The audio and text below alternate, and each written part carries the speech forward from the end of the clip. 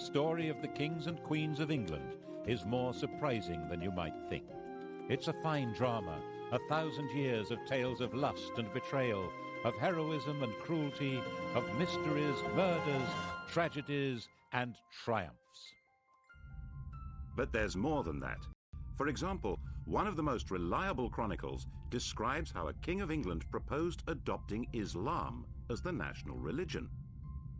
This episode, the first of 6, includes that tale. It tells the story of the English crown from 1066 to 1216, from one French invader, William, to the next, Louis. Yes, Louis. Another surprise. A king of England who's pretty much disappeared from history. It's easier to say where the history of the English monarchy ends than where it begins. It ended on the 14th of October 1066, here at what became Battle Abbey on Senlac Hill near Hastings. We all know that this was where Harold was killed and replaced by William the Conqueror, and Harold was the last Englishman to be crowned king. From then on, the sovereign would always be from a foreign family, right down to Queen Elizabeth II.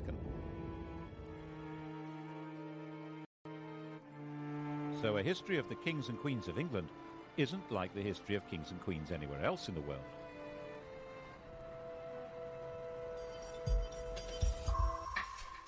What happened here on that October day started a completely new history, which is why it's the one date in history that everybody knows. 1066.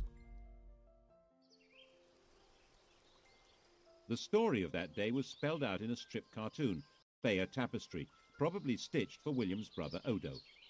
Here's our hero's first appearance in the story. That's William, Duke of Normandy, about 37 years old in 1064. He's being told that Harold Godwinson, Earl of Wessex at the time, has been shipwrecked on the French coast. One of these guys is Godwinson. I think it's the chap with the handlebar moustache. He's about 6 years older than William and the most powerful man in England after King Edward. These are both pretty hard men, survivors in a very tough world.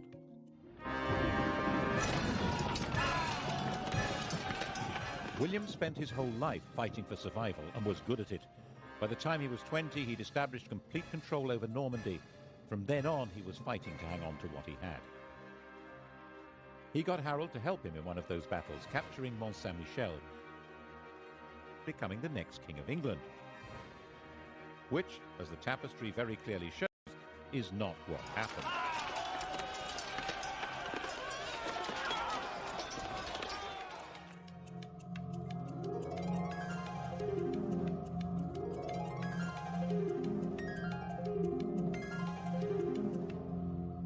When old King Edward died, Harold, as we all know, had himself crowned instead. Actually, to be a bit more precise, he had himself elected king. The crown of England in those days was not inherited, but awarded. In William's view, this had all gone very badly wrong, so he set about putting it right. The Norwegian ruler, Harald Hardrada, took a similar view. There was an old Norwegian claim to England, which he decided to revive by launching an invasion of his own. Their two fleets arrived within a few days of each other, one in the north of England, one in the south. Both fleets were probably about the same size, about 500 ships. King Harold rushed north and destroyed Hardrada's army. Only about 34 ships made it back to Norway. Then he rushed south. And this time, of course, he failed to pull it off. We don't know for sure that the man with the arrow in his eye is Harold, but he certainly died at the battle. He and his axe-wielding, spear-carrying army of Danish and Anglo-Saxon noblemen were simply swept away.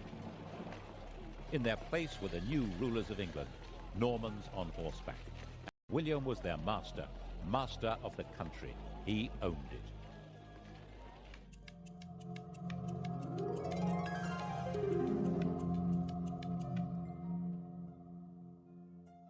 He was not an elected king. When he went to London to be crowned on Christmas Day, the population, thinking that was their duty now, tried to elect him. They acclaimed him with loud shouts. The Normans, not knowing what was going on, thought this was some kind of uprising. They rushed out of Westminster Abbey and burned London down. England had become a new kind of kingdom, one which was owned lock, stock and barrel by its king. The story we're telling through this series, the story of 1,000 years of English history, is the story of this alien conqueror and his successors to the throne. It's the story of how they changed England and changed with it, eventually turning into puppet rulers, symbols of power they cannot wield, and how in that transformation they survived through tides of revolution and republicanism, so that today, while they're not quite the only surviving royals in Europe, they alone still lay claim to majesty. Now, how did that happen? William's reign is really the story of a warrior lord taking all power into his hands.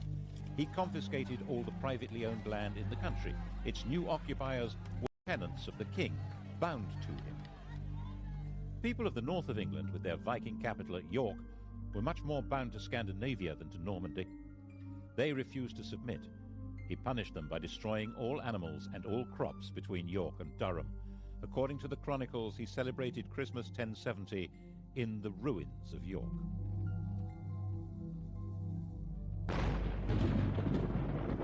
The inhabitants were reduced to starvation, even cannibalism. 16 years later, when all the land in England was accounted for and valued in his doomsday survey, there were places in Northumbria that were still utterly worthless. The church, too, was made Norman, and old Anglo-Saxon ways crushed. At Glastonbury, archers were stationed inside the abbey, and orders given that the old chants should be replaced by new ones from France. 21 monks were shot, and yet there were limits to his power. A few thousand Normans, most of them not even understanding the language of their new country, couldn't run the place. They needed the English to keep everything working, and William understood that perfectly well. His coronation, he made an oath to uphold the laws of King Edward, to uphold good law and renounce bad. The old courts would continue to function, and old traditions would normally be respected. This oath would become fundamental to the coronation of any king. The question, though, would be who got to wear the crown? When William died, bloated and exhausted at the ripe age of 60, his attendants stripped his body and scattered. What mattered now was who would hold the land he'd conquered, and how. It had all been his, and it was he who decided. On his deathbed in Normandy, he handed out the spoils. He gave his eldest surviving son, Robert, his Duchy of Normandy, but it was the younger son, the red-haired William Rufus, who the conqueror willed should be acclaimed King of England. And the youngest, Henry, was told he would have to be content with £5,000. But Henry was his father's son. Content with £5,000? Was that likely?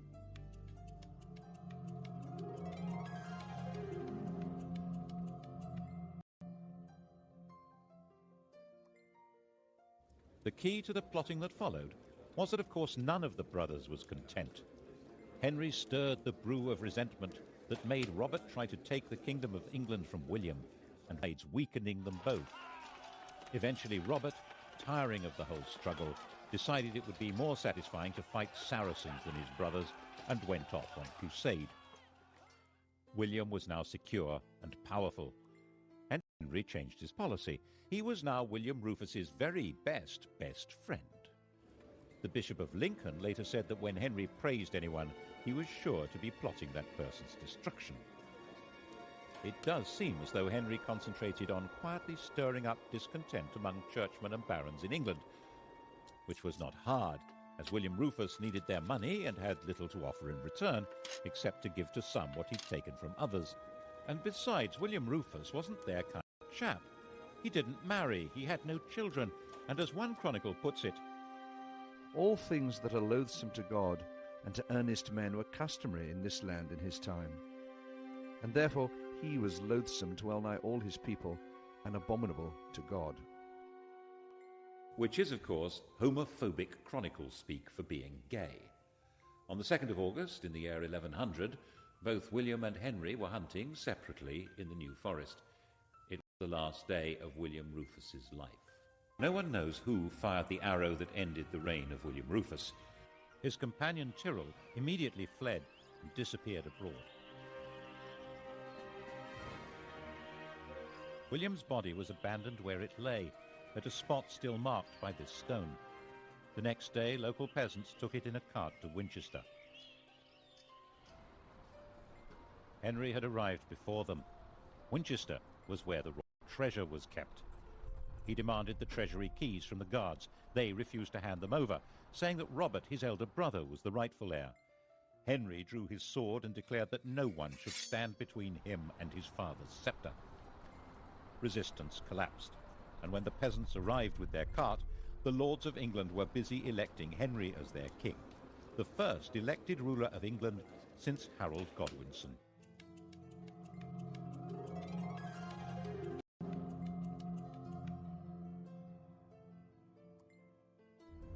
The Bishop of Winchester refused to give the corpse a Christian burial. Out of respect for his royal status, William Rufus was nevertheless interred under the cathedral tower, and when that collapsed a few years later, everyone said, "Told you so." Henry's coronation at Westminster was an attempt to ensure his authority to rule. He was 32 years old. His father had won the country by force of arms, and his barons backed him for rich rewards. But why would anyone want a king now? Alongside his sanctification by the church, he issued lamers treat their tenants as he treated them. He claimed that the crown changed his nature. He was no longer an ordinary human being. As the anointed king, he held special, divinely granted powers. His touch was supposed to cure scrofula, swollen neck glands from tuberculosis. This magic power, which became known as touching for the king's evil, was practiced by English monarchs for the next 700 years as proof of their divine authority. He also quite smartly understood that it was a good idea to promote new people to positions of power. Those who were already great barons didn't need a king, but men on the make would support him. By the time Robert was able to mount a challenge to Henry, it stood no chance. He agreed to recognize Henry as King of England in exchange for a pension. Of course, it didn't last. Henry ended up invading Normandy in 1106 and imprisoning his brother for the rest of his life. This is his tomb in Gloucester Cathedral. The question of who was entitled to succeed to the crown was still, when you came down to it, a matter of brute force. But Henry's victory had a profound symbolic meaning, because it changed the status of the English crown. Under his father, England had been a property seized and owned by the Duke of Normandy. Now, Normandy was a property seized and owned by the King of England. Henry was a naturally cheery person. Just after his coronation, he married Edith, the daughter of an English woman and of the King of Scotland, and he encouraged the Normans he was promoting to marry English women. The great barons regarded this with contempt and referred to their king and queen as Godric and Godiva, a style statement which roughly translates as Sid and Gladys. As sturdy warriors, they also didn't appreciate the fact that he was literate in 3 languages. His other nickname, Henri Beauclerc, means Henry the Swat. But those great barons were having their power undercut as Henry recruited his government officers and judges from the church. He supervised his kingdom by moving his court from one centre to another. It was a great travelling performance, like a circus, with no permanent home. He spent half his time in Normandy, but when he was away, the kingdom was run by a totally reliable civil servant, Roger, the Bishop of Salisbury, who was called the Justiciar. The idea of government by a system rather than by a man was beginning to take shape. He sent judges on their own tours of the country and enforced the laws harshly, which seems to have been quite popular according to the chroniclers. But his punishments were often based on the idea that people were guilty until proved innocent, and there was no time to do that. Were England's lanes really full of blinded and mutilated men muttering, "Firm but fair"? And he managed to keep the treasury well stocked with money, which meant he could buy loyalty when he needed to. The key to this was his system for checking his income. Twice a year, sheriffs and royal officials from all over England had to bring their money to be counted by being shunted around in piles on a checkered cloth like a chessboard. Checked. It was called the Exchequer. The system worked so well that the cabinet minister in charge of the nation's finances is still called the Chancellor of the Exchequer, and we still use paper chitties called cheques. By a combination of force and diplomacy, he controlled and to some extent colonised Wales. Relations with Scotland were fine. 3 of his wife's brothers became kings there. England was becoming a peaceful, stable and successful kingdom. Henry sent his young daughter Matilda to Germany to marry the Holy Roman Emperor, and in 1116 he held a great assembly at Salisbury where all the barons, nobles and bishops swore homage to his son William as his successor to the crown. In 1120, young William was a star, an enthusiastic warrior, a keen huntsman and the heir apparent. He'd been in Normandy with his father fighting the King of France, and the whole party was returning to England. William and his pals were travelling in a brand new ship, the White Ship. They were the 12th century English jet set, the millionaire knightly lads who were heirs to most of England and Normandy. Once they got on the ship, there was a terrific party. Alcohol was taken, and how? Soon it became really rowdy. The Hooray Henrys yelling at one another and throwing off a bunch of priests who'd come to bless the voyage. William's cousin, Stephen of Blois, had an upset stomach and he felt he needed a bit of peace and quiet, so he decided to go ashore and take a later ship. By the time they got to sea, it was already dark and the other ships were way ahead. The wind was light. William decided to catch up with the king and ordered the chaps to start rowing. The master was as drunk as anyone else, so they began to speed into the dark, 50 oars pushing this state-of-the-art longboat at a terrific lick. That was when they sailed straight into a rock and smashed the ship open.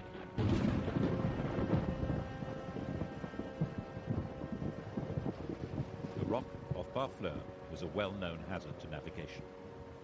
The cries of the drowning company were heard on shore and on the king's ship. Everyone thought the party was still in full swing.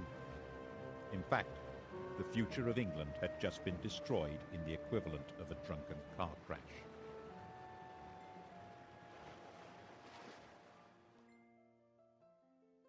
It's said that Henry never smiled again.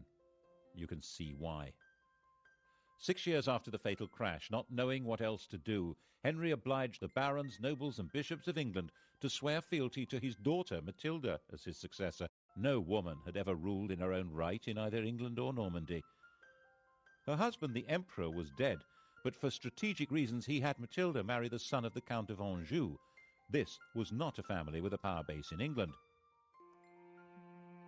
Henry's sleep was filled with nightmares of peasants and barons complaining that he'd failed them all. And then Henry went and died of a surfeit of lampreys. How does that happen? A lamprey is a parasitic fish that looks as if it belongs in a bush tucker trial. Henry loved them. His doctor had put him on a diet that involved not eating lampreys, and he got a fever and died after ignoring the advice. And the doctor said, as doctors do, "I warned him." By the time Henry died in 1135, it was all falling apart. He was 67 years old, and he'd gone a long way towards defining the job of a King of England. But the fundamental problem, who was entitled to that job, had still not been solved.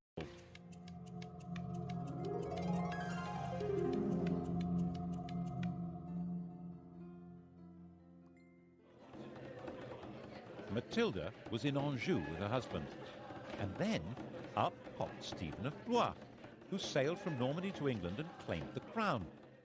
Stephen, who had been saved from drowning on the White Ship by an urgent need for a lavatory. He was the son of Henry's sister, a legitimate grandson of William the Conqueror. He'd also been the leading baron to swear fealty to Matilda as the heir apparent, but that was then, and this was now. He was 38 years old, backed by his very tough mother, and one of his brothers was the Bishop of Winchester with the keys to the royal treasury. The wife of the Count of Anjou was not a popular choice with the barons. Stephen was a Norman. Besides, he seemed a malleable sort of chap, brave enough and high-spirited. He was also generous, courteous and affable, and would probably do as he was told, which was, of course, a recipe for disaster. Stephen was crowned by the Archbishop of Canterbury at Westminster on Christmas Day 1135. He issued what was now the traditional coronation oath, promising to respect the old laws and be nice to everyone. According to the Anglo-Saxon Chronicle, when they saw that the king was a good-natured and kindly man who inflicted no punishment, they committed all kinds of terrible crimes. All had done homage and sworn oaths of fealty, but none were kept. Meanwhile, Matilda was enraged and, of course, had her own supporters. England was moving rapidly to civil war. Stephen was insecure. He surrounded himself with people from near Blois, Flemings, which didn't go down well with the barons. He bought loyalty until it... By the time Matilda landed to claim her throne in 1141, Stephen was trying to put down rebellion after rebellion. He was a brave, even ferocious fighter, but his support melted away, and he was captured in a battle at Lincoln. Stephen was Matilda's prisoner. A church council declared that he was deposed by the manifest judgment of God and recognized Matilda as queen. Matilda proceeded to Westminster and was all set to be crowned. And then something went peculiarly wrong. Something that carries an extraordinarily clear message about the job of being the monarch of England. All Matilda's understanding of monarchy had been learned in Germany, where she'd been empress since she was 12 years old. She had been popular and successful there. After the emperor's death, when Henry I had brought her back to England, some German princes of the empire followed her to demand her back as their sovereign. But the sovereignty she had learned was absolute power. The emperor's will was law. The only possible higher law was the church. That was not how it worked in England. Even the conqueror had promised at his coronation to respect the laws of England. But Matilda flatly refused. She didn't need a coronation to be queen. In her view, she already was. She behaved imperiously, which might mean magnificently in German, but meant intolerably in English. And when the citizens of London petitioned her for a renewal of King Edward's laws, she not only refused to listen, but demanded a heavy tax from them. So they threw her out. Stephen was released from prison and resumed his battered kingship. In fact, he had a second coronation. Matilda roamed around the Midlands and the West Country fighting for a throne that she was entitled to, but could never have. In 1143, just before Christmas, Stephen finally had her trapped and starving in Oxford Castle. But unbelievably, Matilda and 3 knights got away. It had snowed, and that night, dressed entirely in white, they dropped over the walls to the frozen water below. They moved, silent and invisible in the fresh snow, right through Stephen's camp. It was another 5 years before Matilda gave up and returned to Normandy. But she simply handed the torch to her son Henry, who came to England when he was 16 to carry on the struggle. And so the fighting went on, year after year. The country was in effect without law and without government. As the Anglo-Saxon Chronicle said, castles were filled with devils and evil men. Christ and all his saints were asleep. Stephen naturally intended his own son Eustace to succeed him, but in 1153 both Eustace and enough. At the end of the year, Stephen and Henry rode together into London. There the king proclaimed a new foundation for the kingdom. Henry was now his own adopted son and would be his successor as King of England. Although Stephen would remain king for life, Henry would take over the government immediately.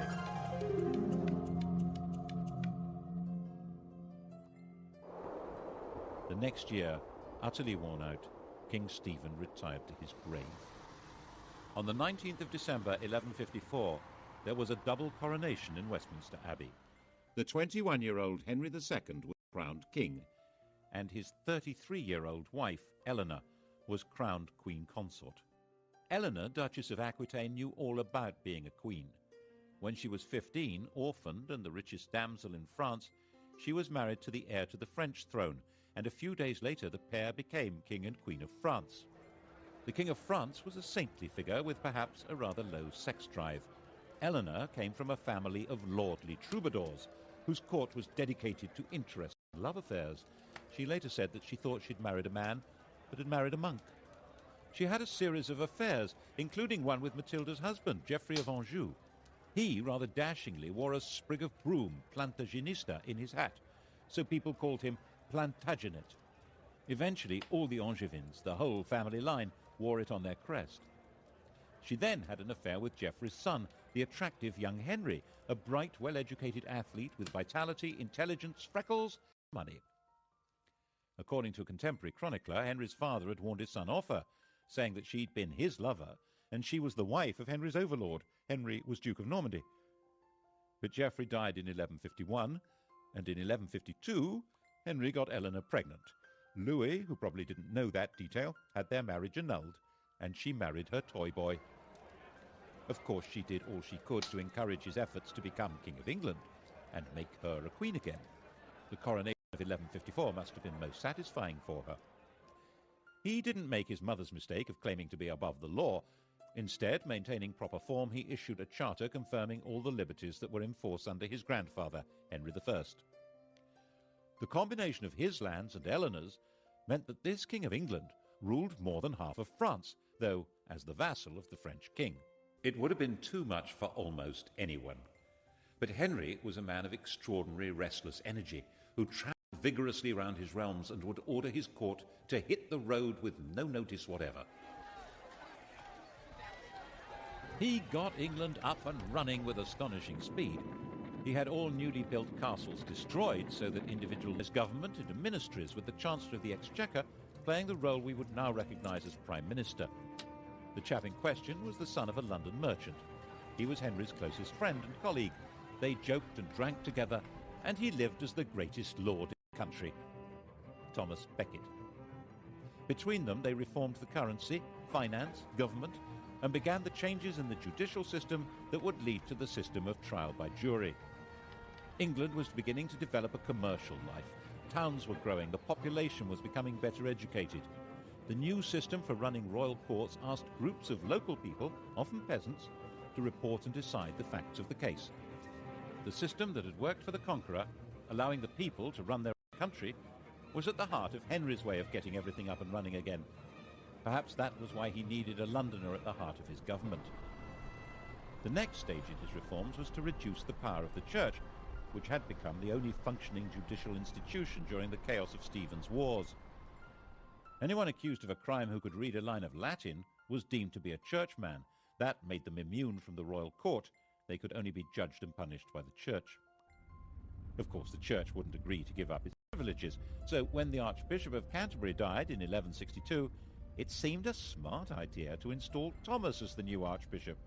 Then he would deliver the church to Henry. Actually, it seemed a pretty terrible idea to Matilda, who warned Henry not to do it. What did his mother know? Look what a mess she'd made of things. Eleanor was also against it, and she hadn't made a mess of anything. She'd been a very competent regent when Henry had been abroad, and must have seen what Henry had not seen, that Thomas Becket's driving force was not loyalty to Henry. Oh, surely not. She was just jealous that Henry spent more time with Thomas than with her. Henry was sure it was a really good idea. Of course, it was a really bad idea. Why did Becket become fanatically committed to the church as soon as he got the job? Why did he wear Hessian underwear with lice and lash his body? Why did he oppose the king's plans more fiercely than any other bishop? He ended up excommunicating the bishops of London and Salisbury and sacking the Archbishop of York for not opposing the king. He'd already acquired all the earthly power and wealth possible. Now he had a bigger ambition. He was arguing that the church must rule everyone, including the king. This was especially dangerous as Becket was hugely popular. Henry was given to rages, and the situation was bound to enrage him. Who will rid me of this turbulent priest? On the 29th of December 1170, 4 of Henry's loyal knights did, in the words of an eyewitness, the red of the blood mixed with the white of the brains, like white of the lily and the red of the rose. This was shocking. Henry had to distance himself from Becket's murder and win the hearts and minds of his subjects.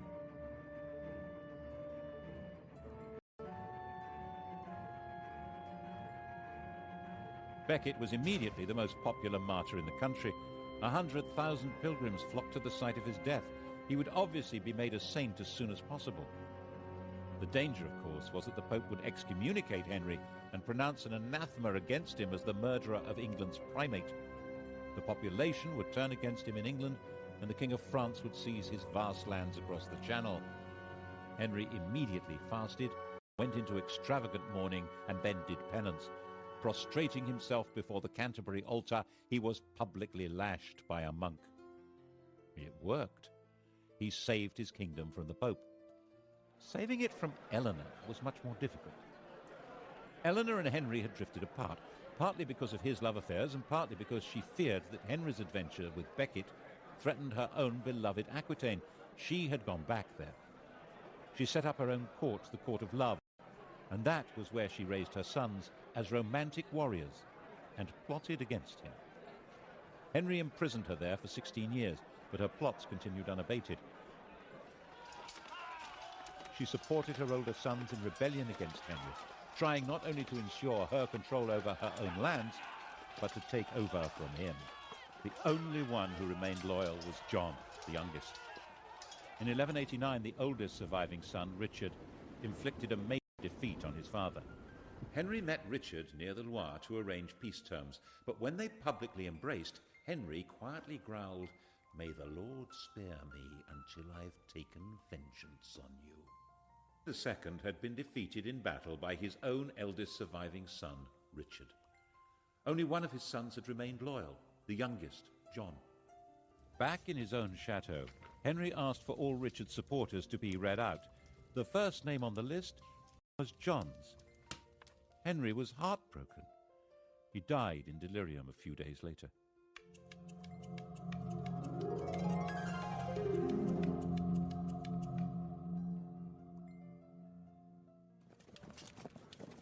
Eleanor's imprisonment was over.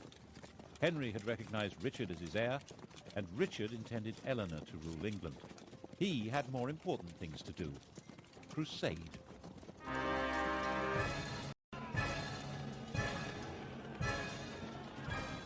Eleanor had been a feudal army, and now the Saracens had reconquered Jerusalem.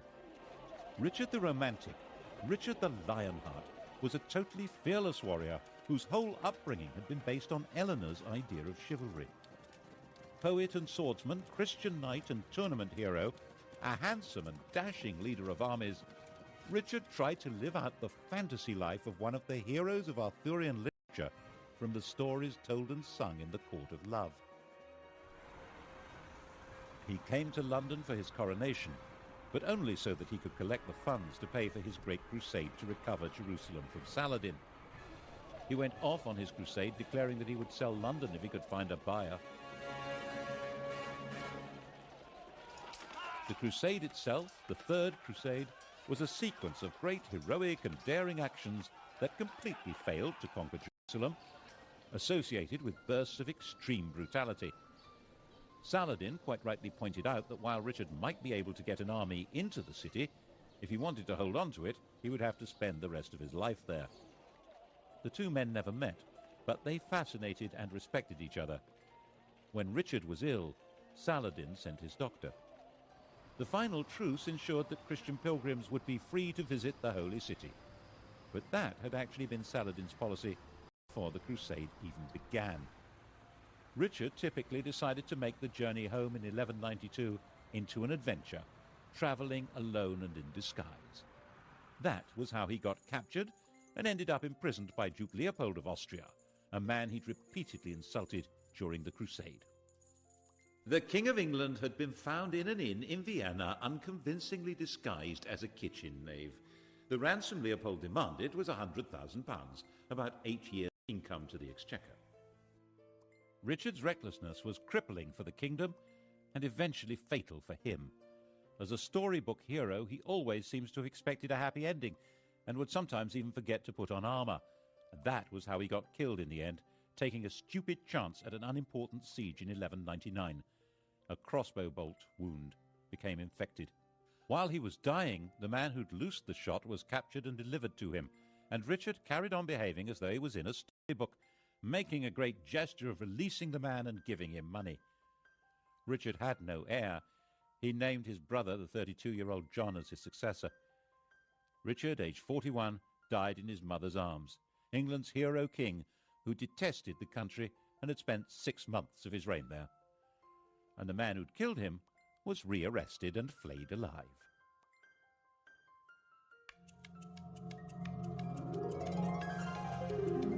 Brother John was never meant to be king. His father had called him John Lackland because there was originally no part of the huge Angevin Empire left for him. And the three problems that lurked at the core of monarchy in England now became crises. How did succession work? What was the balance between the king and the church? And what legal limits existed on royal power, especially when it came to taxes? To begin with, was he really Richard's proper successor? One of his elder brothers, Geoffrey, had died leaving a son, Arthur, and there were barons in Anjou and Maine who argued that this 13-year-old was the proper successor. They were supported by Philip, King of France. The only way to settle a succession dispute was by violence, so John went to war. His men captured the boy, and he was never seen again. It was generally believed that John drowned him, which was the wrong way to solve the problem. It guaranteed that Arthur would not be king, but it left a very nasty smell. It didn't stop the King of France from keeping the war going, and by 1205 John was driven out of most of France, including Aquitaine and even Normandy. The issue of church power also came up again. It was John's bad luck to be confronted by an exceptionally militant and aggressive pope, Innocent III. Innocent maintained that kings had to submit to popes. When the Archbishop of Canterbury died, Innocent announced that Stephen Langton, who happened to be English, was the new archbishop. John refused to accept the pope's man. Rome wouldn't give ground, and neither would John. In 1209, the Vatican excommunicated the King of England and his whole kingdom. Back in England, John attempted to carry on regardless. The Pope declared John deposed, and that anyone who even spoke to him was excommunicated. According to one chronicler, John decided at this point to join the enemy. In 1213, he sent a delegation to the Emir of Morocco, offering to adopt Islam and turn England into an Islamic country in return for protection. That would have turned history upside down. Is it true? The Emir, according to the story, told the envoys not to be so silly. In fact, John was reduced to total surrender. The Pope demanded that he submit himself as a vassal of the Church, and that England should become a papal fief instead of a sovereign kingdom. So in 1213, Stephen Langton, the new Archbishop of Canterbury, took up his post as a representative of the new overlord of England. In that capacity, he decided to sort out the third issue, the limits of the king's power over his subjects. Political party. This is the seal of the Barons of London. Langton presented them with a charter issued by Henry I and suggested that they demand something along the same lines but a bit clearer. The Magna Carta. This famous document was signed in June 1215. John and Richard had both tried to meet their costs by massive increases in feudal dues and legal charges, and most of the Magna Carta is an effort to reverse these.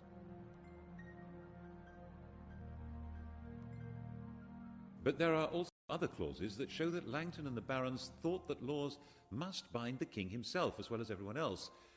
There was a notion of proper kingship in England, and the Magna Carta tried to spell out what that meant. If Langton had not been an Englishman, the Magna Carta would probably have looked very different. And it was certainly incomprehensible to Pope Innocent, who saw it as a baffling and immoral limitation on the absolute power of the feudal Lord of England, who was, of course, himself. So Innocent issued a papal bull excommunicating anyone who stood by or tried to carry out Magna Carta, and Stephen Langton found himself suspended from his job and recalled to Rome. And John marched through England at the head of an army composed largely of foreign troops, crushing the barons and destroying their property. And that's why the barons went to France and got a new king of their own, Louis, the son of the King of France.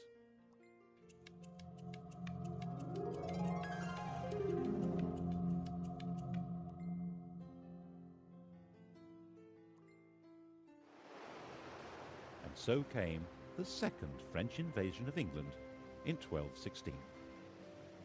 It was about the same size as the invasion of 1066, and Louis landed unopposed. He was greeted with general enthusiasm and was hailed as King of England in a high mass at St. Paul's Cathedral. he set up his own government, and his army began its pursuit of John's dwindling forces. John was assembling an army to stage the great final battle, and was travelling along the seashore from Lynn to Lincolnshire. A miscalculation of the tide was all he needed. His whole baggage train was washed away, including his treasure and the crown jewels. Distraught, broken, he made his way to an abbey at Swineshead, where he was comforted with the monk's latest experiment in beer making, which seems to have brought on dysentery, fever, and death. Louis I and last, the king no one's ever heard of, now controlled most of the country, but the story... The story continues with the medieval kings and queens of England tonight at 10. And to find out more about Thomas Beckett's life and murder, Sky Digital viewers press red. Coming up on UK TV history, decisive weapons. What a difference the T-34 tank made to Soviet fortunes in World War II. Keys to the royal treasury. The wife of the Count of Anjou was not a popular choice with the barons. Stephen was a Norman. Besides, he seemed a malleable sort of chap, brave enough and high-spirited. He was also generous, courteous and affable, and would probably do as he was told, which was, of course, a recipe for disaster. Stephen was crowned by the Archbishop of Canterbury at Westminster on Christmas Day 1135. He issued what was now the traditional coronation oath, promising to respect the old laws and be nice to everyone. According to the Anglo-Saxon Chronicle, when they saw that the king was a good-natured and kindly man who inflicted no punishment, they committed all kinds of terrible crimes. All had done homage and sworn oaths of fealty, but none were kept. Meanwhile, Matilda was enraged and, of course, had her own supporters. England was moving rapidly to civil war. Stephen was insecure. He surrounded himself with people from near Blois, Flemings, which didn't go down well with the barons. He bought loyalty until it... By the time Matilda landed to claim her throne in 1141, Stephen was trying to put down rebellion after rebellion. He was a brave, even ferocious fighter, but his support melted away, and he was captured in